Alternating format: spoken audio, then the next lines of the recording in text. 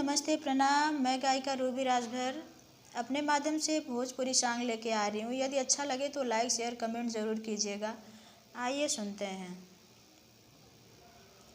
Ladle नजरिया दिलवा love you बोले, लाडल नजरिया दिलवा लव यू बोले, हाँ लव यू बोले। दीदिया रे दीदिया जीजे पर मनवा डोले, लाडल नजरिया दिलवा लव यू बोले, लाडल नजरिया दिलवा लव यू बोले, हाँ लव यू बोले। दीदिया रे दीदिया जीजे पर मनवा डोले, दीदिया रे दीदिया जीजे पर मनवा डोले। लाडल नजरिया दिलवा लव यू बोले, लाडल नजरिया दिलवा लव यू बोले, हाँ लव यू बोले। दीदिया रे दीदिया जीजे पर मनवा डोले, दीदिया रे दीदिया जीजे पर मनवा डोले। नइखे जवाब उनका रंग अउरी रूप के, मन कर मिली उनसे हम छुप छुप के। नइखे जवाब उनका रंग अउरी रूप के, मन कर मिली उनसे हम छुप छुप के।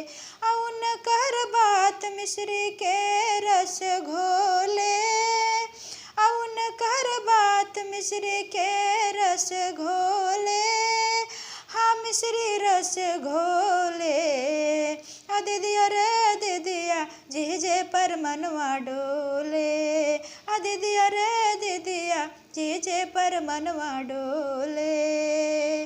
लाडल नजरिया दिलवा लव यू बोले, हाँ लव यू बोले। दीदिया रे दीदिया जीजे पर मनवा डोले, दीदिया रे दीदिया जीजे पर मनवा डोले।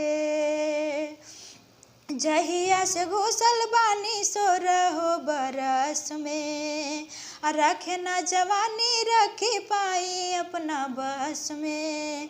जहिया से घुसल बानी 16 बरस में, रखे ना जवानी रखी पाई अपना बस में। चर चर समीज करे फूटे भीतर सोले, चर चर समीज करे फूटे भीतर सोले, हाँ फूटे भीतर सोले।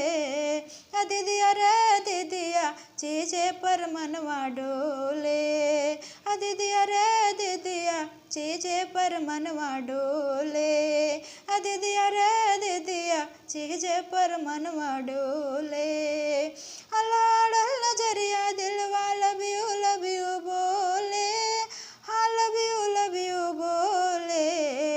दीदिया रे दीदिया जीजे पर मनवा डोले, दीदिया रे दीदिया जीजे पर मनवा डोले, दीदिया रे दीदिया जीजे पर मनवा डोले। Thank you. अच्छा लगे तो लाइक शेयर कमेंट ज़रूर कीजिएगा।